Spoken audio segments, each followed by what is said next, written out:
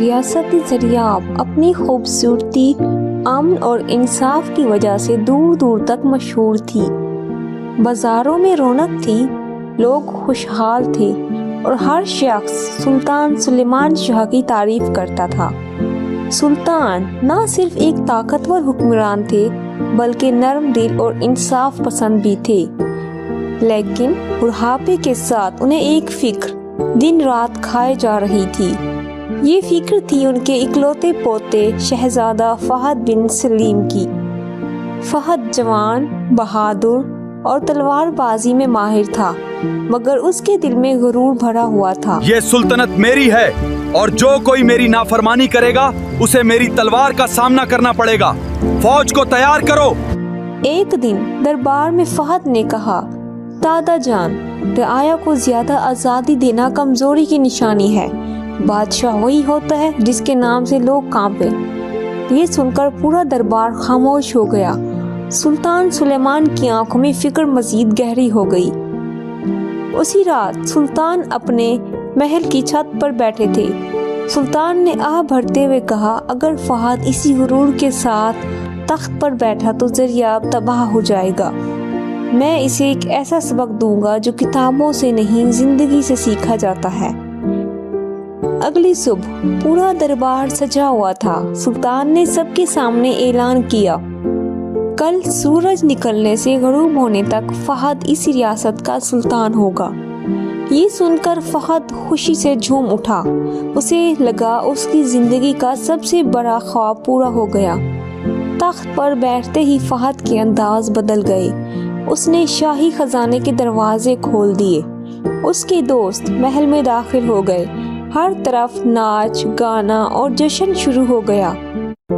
سونے کے برتنوں میں کھانے پیش کیے گئے، مہنگے لباس بانٹے گئے۔ ایک بزرگ وزیر نے ادب سے کہا، شہزادے، خزانہ عوام کی امانت ہے۔ فہد غصے میں چیخا، خاموش، اب یہاں صرف میرا حکم چلے گا۔ اور اس وزیر کو فوراً قید خانے میں ڈال دیا گیا۔ دربار کے باہر غریب لوگ انصاف کے لیے کھڑے تھے۔ ایک بوڑھی عورت اپنے بیمار بیٹے کے علاج کی فریاد لے کر آئی۔ ایک کسان اپنی جلی ہوئی فصل کا دکھ لے کر آیا، لیکن فہد نے کسی کی نہ سنی۔ اس نے اعلان کیا، آج کوئی قانون نہیں ہوگا، صرف میری مرضی چلے گی۔ عوام مایوس واپس جانے لگے۔ جیسے جیسے رات گہری ہوئی، جشن ختم ہونے لگا۔ فہد کے دوست ایک ایک کر کے محل چھوڑ گئے۔ محل کی روشنیاں مدھم ہو گئی۔ اب فہد اکیلا تھا۔ اچانک اسے خیال آیا، جن لوگوں کو میں نے قید کیا، اگر ان کے چاہنے والوں نے بغاوت کر دی تو؟ اس کے ہاتھ کانپنے لگے۔ اسے پہلی بار احساس ہوا کہ طاقت کے ساتھ خوف بھی آتا ہے۔ وہ سونے کے تخت پر بیٹھا تھا مگر دل سے بے حد کمزور۔ اگلی صبح فہد تھکا ہوا اور شرمندہ سلطان کے سامنے کھڑا تھا۔ سلطان نے صرف اتنا کہا، بیٹا، کل تم نے حکومت دیکھی، اب انسانیت دیکھو۔ یہ الفاظ تیر کی طرح فہد کے دل میں اتر گئے۔ فہد فوراً قید خانے گیا اور تمام بے گناہ قیدیوں کو رہا کر دیا۔ اس نے بزرگ وزیر کے سامنے سر جھکا کر کہا، مجھے معاف کر دیں، میں طاقت کے نشے میں اندھا ہو گیا تھا۔ پھر اس نے شاہی لباس اتار دیا اور عام کپڑے پہن لیے۔ فہد پہلی بار محل سے نکل کر عوام کے درمیان گیا۔ اس نے دیکھا غریب بچے بھوکے سو رہے تھے، کسان سخت محنت کے باوجود پریشان تھے، بیمار لوگ دوائی نہ ہونے کی وجہ سے تڑپ رہے تھے۔ ایک دن اس نے خود کنویں سے پانی نکالا، ایک برے شخص کا سامان اٹھایا، غریب بچوں کو کھانا کھلایا۔ لوگ حیران تھے کہ یہی مغرور شہزادہ اب ان کا مددگار بن چکا تھا۔ چند ماہ بعد ریاست میں قحط پڑ گیا، خوراک کم ہو گئی اور لوگ پریشان ہونے لگے۔ فہد نے فوراً شاہی خزانے کے دروازے عوام کے لیے کھول دیے۔ اس نے کہا، جب تک ایک بھی شہری بھوکا ہے محل میں جشن نہیں ہوگا۔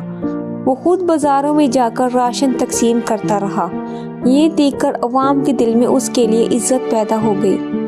چند مہینوں بعد سلطان نے عظیم دربار بلایا۔